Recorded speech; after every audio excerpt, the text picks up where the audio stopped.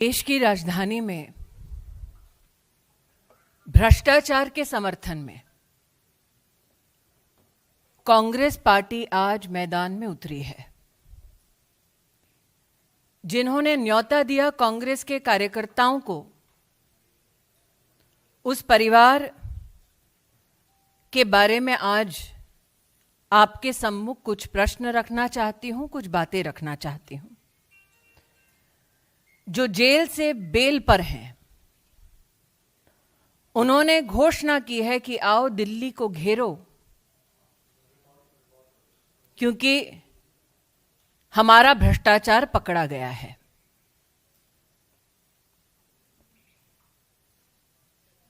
एक investigating agency पर दबाव डालने के लिए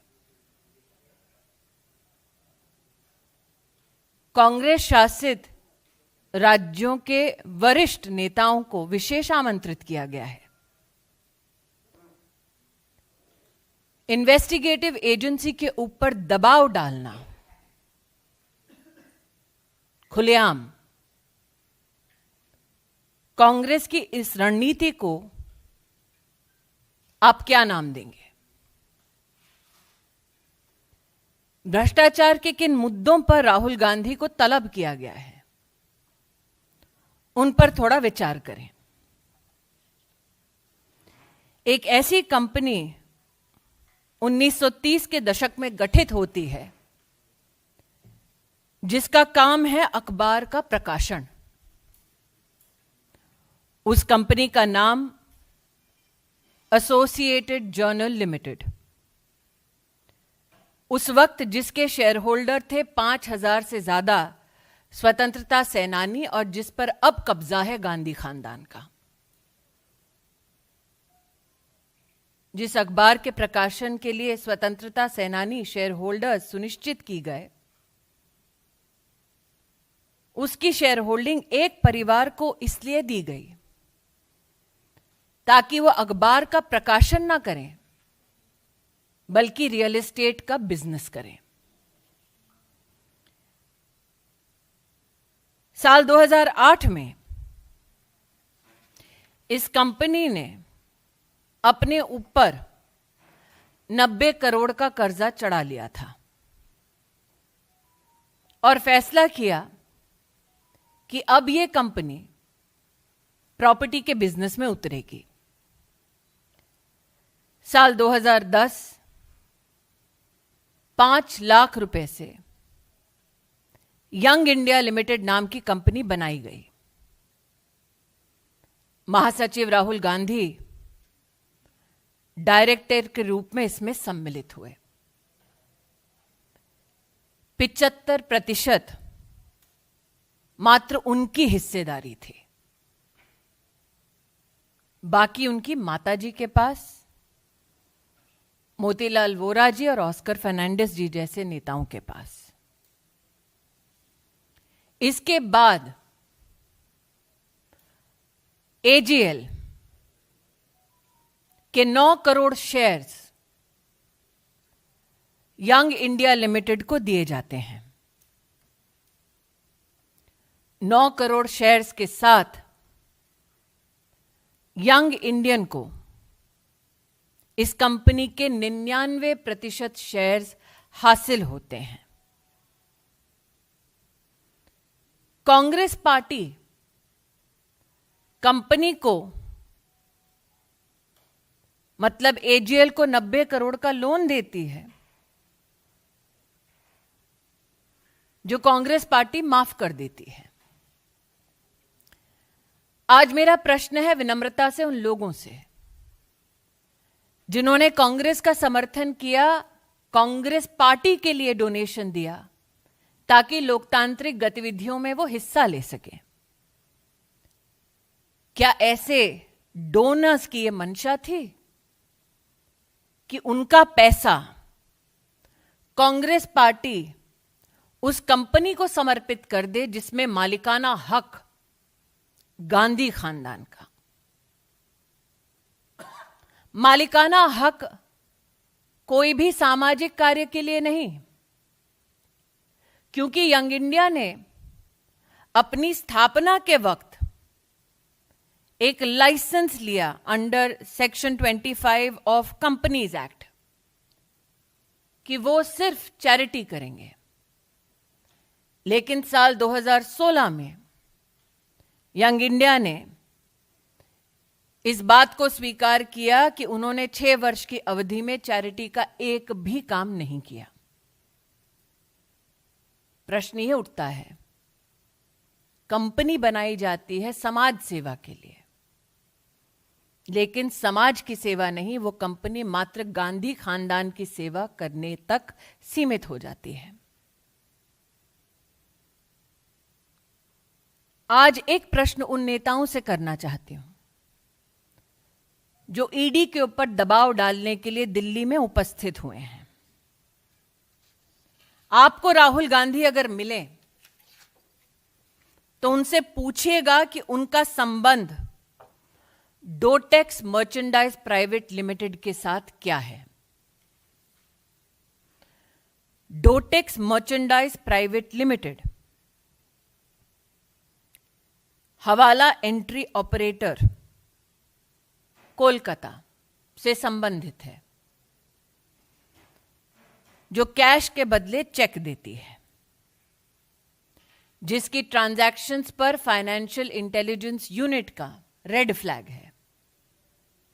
जो कांग्रेस के कार्यकर्ता आज दिल्ली में एकत्रित हुए हैं, वो राहुल गांधी जी से पूछिए कि गांधी खानदान का संबंध डोटेक्स मर्चेंडाइज प्राइवेट लिमिटेड से क्या है।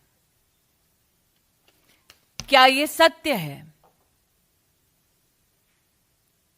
कि डोटेक्स मर्चेंडाइज प्राइवेट लिमिटेड के साथ उन कंपनीज का संबंध है जिसमें मालिकाना हक राहुल गांधी, सोनिया गांधी और जिसका संबंध श्रीमती वाड्रा से है। आज जो लोग इन्वेस्टिगेशन एजेंसीज पर दबाव डालना चाहते हैं, उनका ध्यान आकृष्ट करूंगी दिल्ली हाईकोर्ट के 2019 के एक जजमेंट के वाक्य पर। The entire transaction of transferring shares of AGL to Young India was nothing but a clandestine and surreptitious transfer of the lucrative interest in the premises of Young India. अर्थात AGL के ऊपर राहुल गांधी का, सोनिया जी का मालिकाना हक गैर कानूनी तौर पर संपत्ति पर अधिकार जमाने का एक प्रयास है।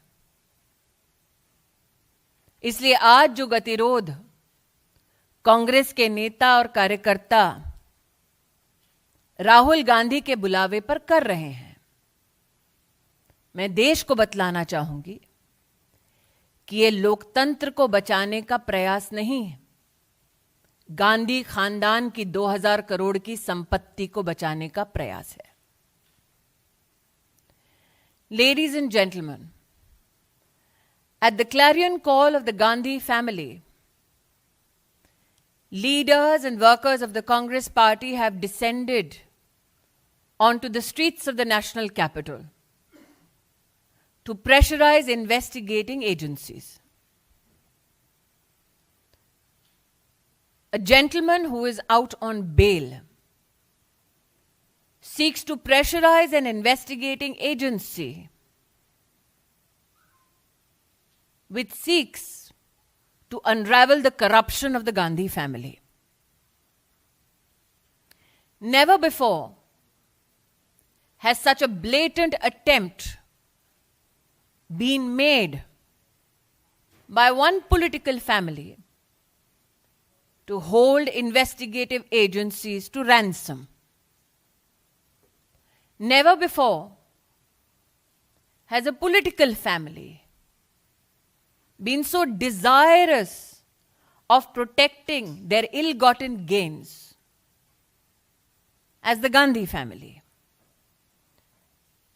So the questions that I put forth to you, for the consumption of citizens at large is this. In the 1930s, Associate Journal Limited was formed with 5,000 freedom fighters as shareholders. Today, a company that was to be run by freedom fighters has been usurped by the Gandhi family.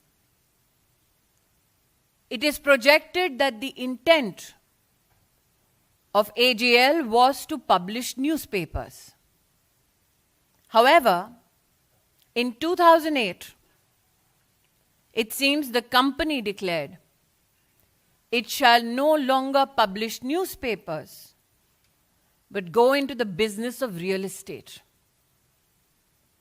It is publicly known that the Congress party has waived off a loan of 90 crores.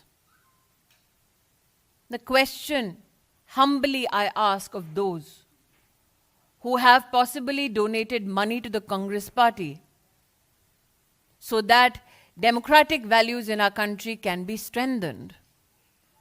Did you know that the Congress party, instead of utilizing that money for public gain and public service, utilized it to profit the Gandhi family? The fact that the Gandhi family had to invite people to protect their real estate interest and their profits speaks volume of their political character. There are a few questions that should be asked of Rahul Gandhi. Is it true that Messrs. Young Indian was incorporated with the intent to carry out charitable activities in 2010? Is it also true that in 2016, the same company, which is owned by the Gandhi family, has declared that in the 6 years of its existence, it did not carry out a single charitable activity? The question I hope is answered is this: what is Rahul Gandhi's relationship, or the Gandhi family's relationship, with Dotex Merchandise Private Limited? Mr. Gandhi, is it true Dotex Merchandise Private Limited is one of the several companies of a Hawala entry operator based out of Kolkata, where in lieu of cash, checks are given? Mr. Gandhi, is it true that Dotex Merchandise's transactions have been red flagged for suspicious transactions by the Financial Intelligence Unit? Is it also true, Mr. Gandhi, that today you have called upon your karyakartas and leaders to the national capital not to save democracy, but to save your property worth 2,000 crores? That you will try to hold the national capital hostage so that your properties, which have been usurped and are a part of ill-gotten gains, can be protected. This is not a drive to protect democracy. This intended drive is to protect 2,000 crores of the Gandhi family. I would now take questions.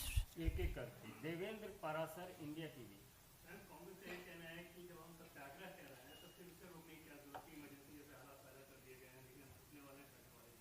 देखिए, सत्य राहुल गांधी का है, आग्रह भी राहुल गांधी का है, और सत्य राहुल गांधी का क्या है, वो आज दिल्ली हाई कोर्ट के इस बयान पर मैंने जो उल्लेख किया उससे प्रतिस्थापित होता है कि एजेएल के शेयर जो यंग इंडिया को गए, वो ट्रांसफर अपने आप में सरप्चुअस है, क्लैंडिस्टाइन है और यंग इंडिया के माध्यम से कैसे एजीएल की प्रॉपर्टीज हड़प कर सके कोई, उसका मात्र एक कागजी साधन है।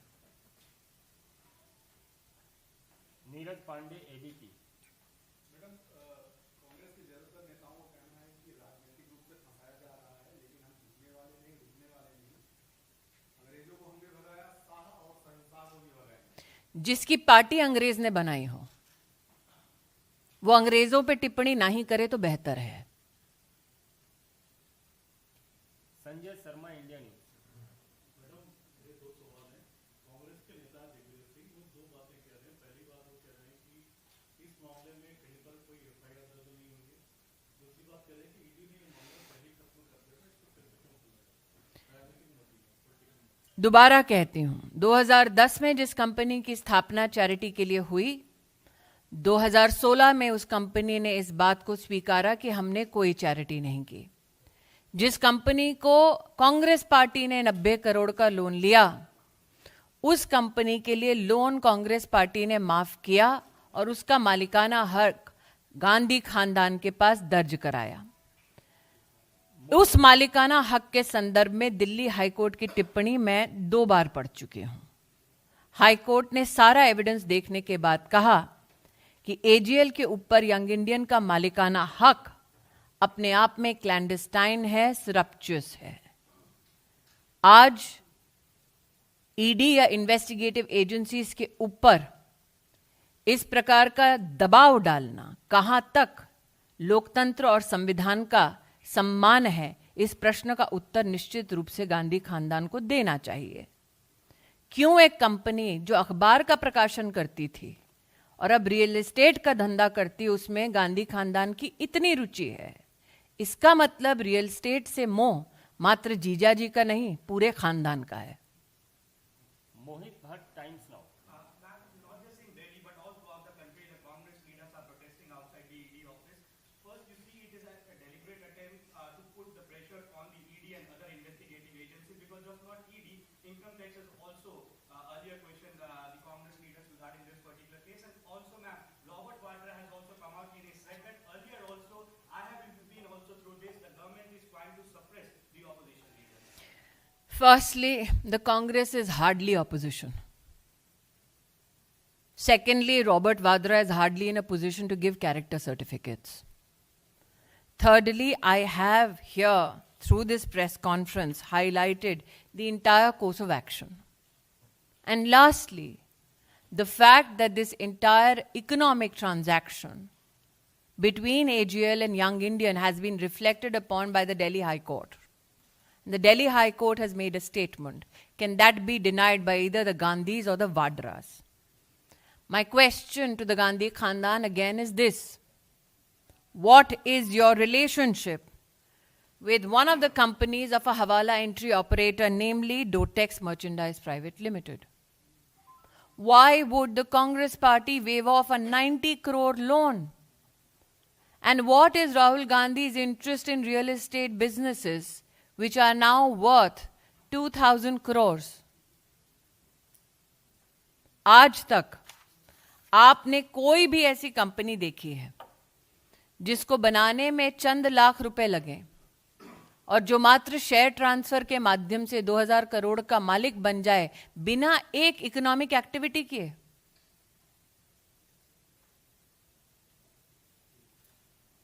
विकास Chandra news nation.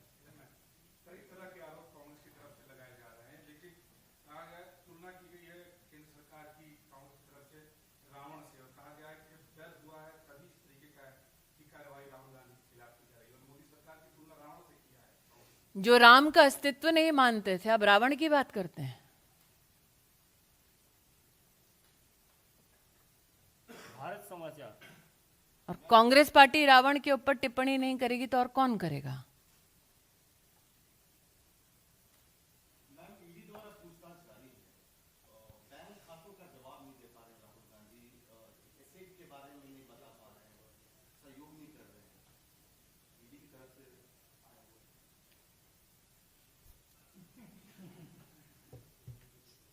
Vineet TV 18।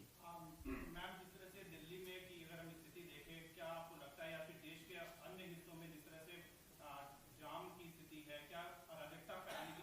बिल्कुल, और अराजकता फैलाने के पीछे, जैसा कि मैंने कहा, लोकतंत्र को बचाने का प्रयास नहीं है। अराजकता फैलाने के पीछे प्रयास है राहुल गांधी की 2000 करोड़ की संपत्ति बचाना। अनिंदो टीवी 9। ডোটেক্স প্রাইভেট লিমিটেডের সাথে রাহুল গান্ধীর কি সম্বন্ধ, এই প্রশ্নটা আমি করছি। ওই কোম্পানি একটা হাওয়ালা এন্ট্রি অপারেটর শেল কোম্পানি, ওই কোম্পানির সাথে রাহুল গান্ধীর কোম্পানির ইকোনমিক ফাইন্যান্সিয়াল ট্রানজ্যাকশনস আছে, আর এই কথার জবাবটা মাত্র রাহুল গান্ধী দিতে পারেন। गौरव न्यूज 24। मैम, केंद्र सरकार के लिए जिस तरह के शब्दों का इस्तेमाल किया गया है, कायर, डरपोक, गांधी हूं मैं, माफी नहीं मांगूंगा, भाई ऐसा है, डरपोक वो होता है जो दुनिया भर से लोग बुलाए कि आओ मेरी मदद करो, और आप गांधी खानदान से संस्कार की अपेक्षा कर रहे हैं। Republic TV.